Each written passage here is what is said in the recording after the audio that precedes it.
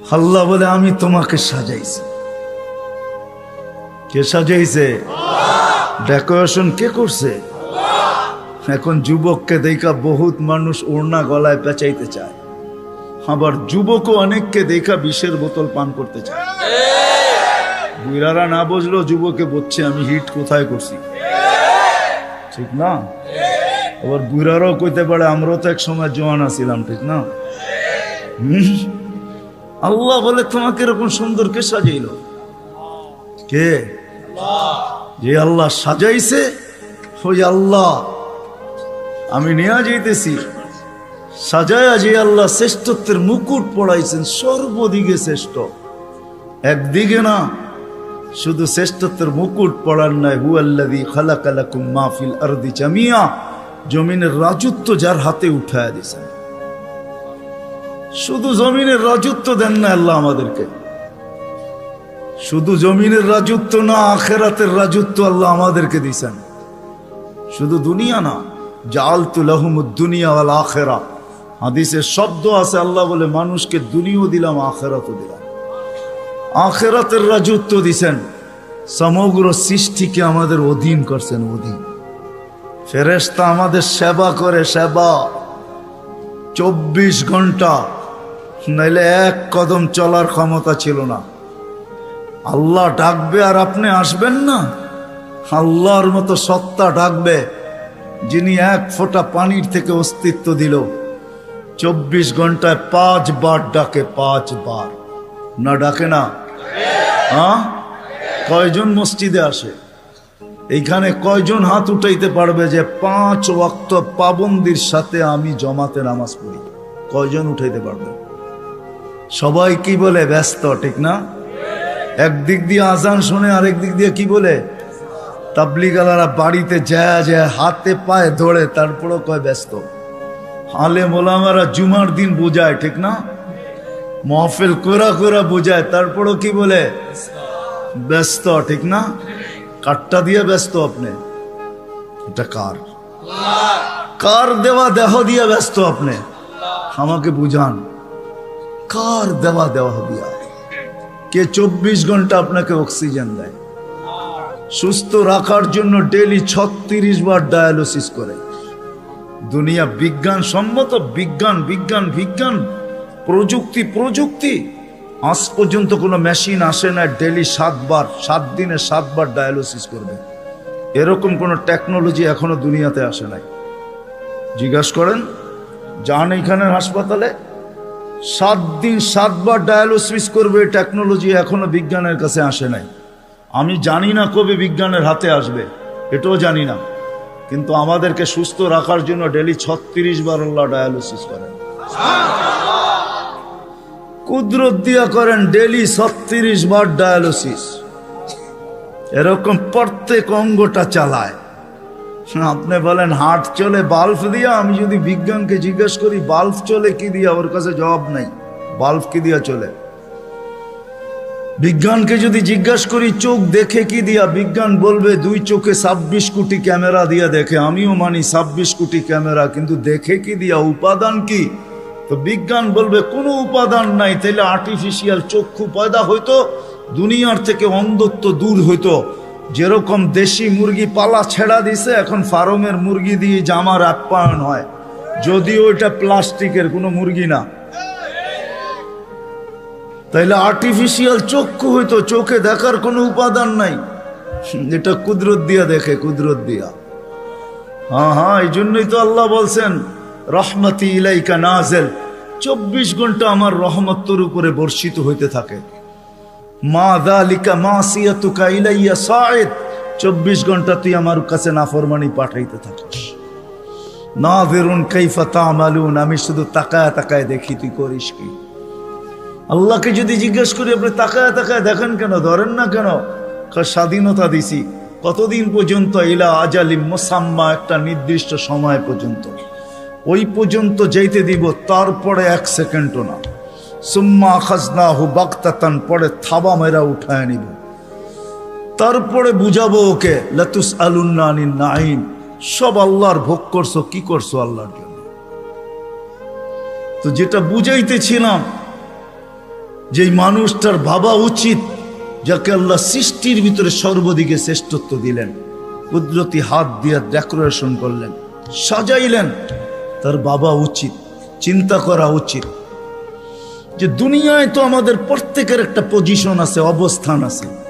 যে আল্লাহ আমাকে অস্তিত্ব দিলেন, দুনিয়া তো আমাকে চিনে, দুনিয়ায় তো আমার একটা পজিশন আছে, দুনিয়ায় তো আমার একটা পরিচয় আছে, দুনিয়ায় তো আমার একটা পরিচিতি আছে। আল্লাহর কাছে আমার পরিচয় পরিচিতি কতটুকু, এটা ভাবা উচিত ছিল। যদিও এখানে একজনও পাওয়া যাবে না যে এতটুক বয়সে 2 মিনিটের জন্য, 1 মিনিটের জন্য কোনোদিন নির্জনে বসে ভাবছি যে আমাকে তো ঘরের লোক চিনে, মহল্লার লোক চিনে, ফ্যামিলির লোক চিনে, বংশের লোক চিনে, এলাকার লোক চিনে, আমার মালিকও আমাকে চিনে কিনা। যিনি আকরাবু মিন হাবলিল ওয়ারিদ, রগের চেয়েও আমার কাছে। হুয়া মাআকুম আইনা মা কুনতুম, যেখানেই যাই না কেন আল্লাহ আমার সাথে। 2,500 মানুষ চলে যেতে হবে, চলা থাকার সুযোগ এখানে কারো নেই। যদি থাকার সুযোগ হইতো তাহলে দুনিয়ায় এতগুলা ঐতিহ্য কোনোদিন হইতো না। প্রত্যেক দেশে হাজারো হাজারো ঐতিহ্য রাখা আছে। ঐতিহ্য বলে এগুলার মালিক একদিন ছিল, আজকে ওরা নাই। আপনাদের নারায়ণগঞ্জও আছে, সোনারগাঁও, সারা দুনিয়া জানে সোনারগাঁও একটা জায়গা, ইশাখার রাজধানী। সোনারগাঁও আছে, ইশাখা নাই। ঐতিহ্য আছে কিন্তু মালিক নাই। একদিন আমারও ঝুপড়ি থাকবে, কিন্তু আমি থাকবো না, চলে যাব। বাবা উচিত, যিনি নিয়ে আসছেন উনি নিয়ে যাবে, কাকে কখন নিয়ে যাবে কেউ জানি না। দুনিয়া উন্নত, টেকনোলজি বড় হাই, এরকম এরকম টেকনোলজি, সে মানুষের আকল পর্যন্ত উড়া যাবে ওটা নিয়ে ভাবলে। আমি ওইদিকে যেতে চাই না। টেকনোলজি, মুঠো ফোন সবার হাতে হাতে চলে আসছে, ঠিক না? সবচেয়ে দামি ফোন বলে আইফোন, ঠিক না? হ্যাঁ, সবচেয়ে টেকনোলজি সমৃদ্ধ ফোন আইফোন, ঠিক না? কি সত্য তো? হ্যাঁ, কি কন? আমার কাছে না, আপনাদের কাছে হইতে পারে। আইফোনের চেয়ে চায়নার ফোন ভালো। আইফোনে ব্লুটুথ নেই, শেয়ার হিট নেই। জিজ্ঞেস করে দেখেন, যার হাতে আছে দেখুক, এখন তার ভিতরে ব্লুটুথ নেই, শেয়ার হিট নেই। তো যেটা বুঝাইতেছিলাম, দুনিয়া যতই উন্নত হোক না কেন, আজ পর্যন্ত মেশিন আসে না লাগায় বইলা দিবে তুমি অমুক দিন যাবে। কত রুগীকেই তো ডাক্তার বইলা দিল খাওয়ায় দেন চলে যাবে, ডাক্তার চলে গেছে, রুগী এখনো বাজারে ঘোরে। সত্য এটাই, কে কখন যাব জানি না, চলে যেতে হবে। আসেন এই মজমার থেকে আজকে ভাবি যে আল্লাহ আমাকে চিনে কিনা, আল্লাহর কাছে আমার পরিচয় পরিচিতি কতটুকু। রাগ হয় না, পায়ে হাত রাখা বলি, দুনিয়ায় কার কি পরিচয় পরিচিতি এটা আল্লাহর বিষয় না, কসম খোদার বিষয় না। বিষয় যদি হইতো, কার সম্পর্ক কার সাথে আল্লাহর, এটা বিষয় না। পরিচয় পরিচিতি যদি দুনিয়ার হইতো, যদি আল্লাহ দেখতেন, তাহলে বেলাল ওইখানে উঠতে পারতো না যেখানে এখন বেলাল রাদিয়াল্লাহু তাআলা আনহুকে আমরা দেখি। রাবেয়া ওইখানে পৌঁছতে পারতো না কোনোদিন যেখানে আমরা রাবেয়া বসরিকে দেখি। ফেরাউনের বাড়ির কিতদাসী ওইখানে পৌঁছতে পারতো না যার কবর থেকে আজও সুগ্রাণ বাহির হয়। আমার এই নাকে ওই কবরের গ্রাণ এখনো আছে। অ্যাড্রেস আমার কাছ থেকে নিয়ে যেতে পারেন, ওই গ্রাণ আমি নাকে লাগায় আসছি। বেলালের বাড়ি আমি 6 বার দেখছি, রাবেয়ার বাড়ি 6 বার দেখছি। দুনিয়ার এরকম ছোট বড় না অনেক কিছু আমার এখানে মেমোরিতে সেভ করা আছে। দুনিয়া গড়তে গড়তে দেখছি, ওইটার থেকেই বাহির করতেছি। হ্যাঁ হ্যাঁ, এটাই সত্য, নাইলে ইতিহাস কোনোদিন হইতো না। আসিয়া কোনোদিন ওই জায়গায় পৌঁছতে পারতো না আল্লাহ যদি দুনিয়ার সম্পর্ককে দেখতেন। আসিয়া এখনো কোরআন বলে ফেরাউনের স্ত্রী। আসিয়ার কোনো অঙ্গ ফেরাউনের কাছে লুকায়িত ছিল না।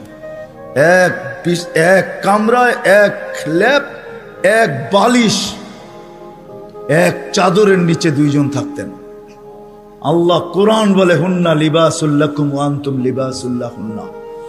আসিয়া ফেরাউনের পোশাক ছিল, পোশাক, ফেরাউনের কাপড়। আজকে যেখানে ওইখানে আসিয়া কোনোদিন পৌঁছতে পারতো না। আসিয়া শুধু জান্নাত পায় নাই, কিয়ামতের দিন রাসূলুল্লাহ সাল্লাল্লাহু আলাইহি ওয়াসাল্লামের জান্নাতের স্ত্রী হবে। ওইখানে পৌঁছার কোনো সুযোগ ছিল না। ইব্রাহিম আলাইহিস সালামের আব্বার হারানের কোনো সুযোগ ছিল না। ইত্তাখাযাল্লাহু ইব্রাহিমা খলিলা, যাকে আল্লাহ খলিল ঘোষণা দিয়েছেন, ওনার আব্বা হারায় যাবে এই সুযোগ কোনোদিন ছিল না। নূহ আলাইহিস সালামের বেটাকে আল্লাহ নূহ আলাইহিস সালামকে আল্লাহ কোনোদিন এই কথা বলতে পারতেন না, ইন্নাহু লাইসা মিন আহলিক ইন্নাহু আমালুন গায়রু সালেহ।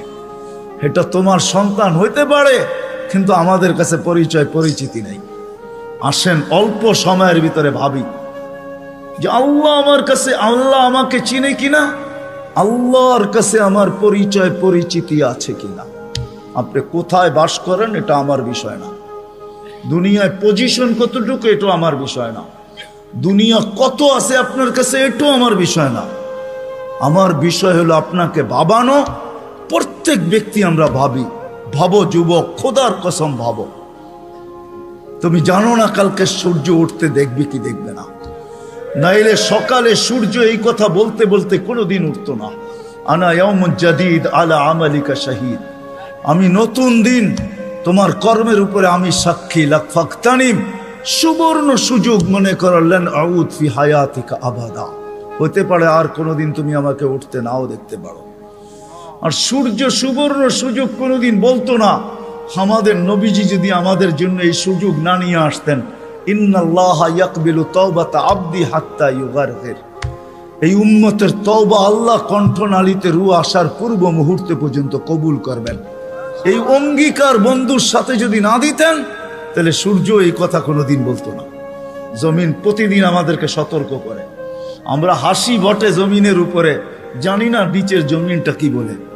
যখন মানুষ অট্ট হাসি দেয়, তখন নিচের জমিনটা বলতে থাকে, তাদহাকু আলা যাহরি, তুমি আমার পেটে হাসো তাই না, সাতাবকি ফি বাতনি, হতে পারে তুমি আমার পেটে কাঁদবে। ওই কাদা একদিনের হবে না, জানি না কত হাজার বৎসরের হবে, কত কোটি বৎসরের কান্না হবে, কেউ জানে না। সত্য এটাই, কিন্তু দুজাহানের বাদশাহ চোখে দেখা আইসা বলছেন, শুনা বলেন নাই, মেরাজে যা জান্নাত দেখছেন, জাহান্নাম দেখছেন, তারপরে আমাদেরকে বলছেন। আমার কথা ওলামা বুঝবে, আর কেউ বুঝবে না। জান্নাত জাহান্নাম জান্নাত দেখার পরে আর আসা উচিত ছিল না। এক নবী আছে জান্নাতে ঢুকছে আর ফিরে আসে নাই।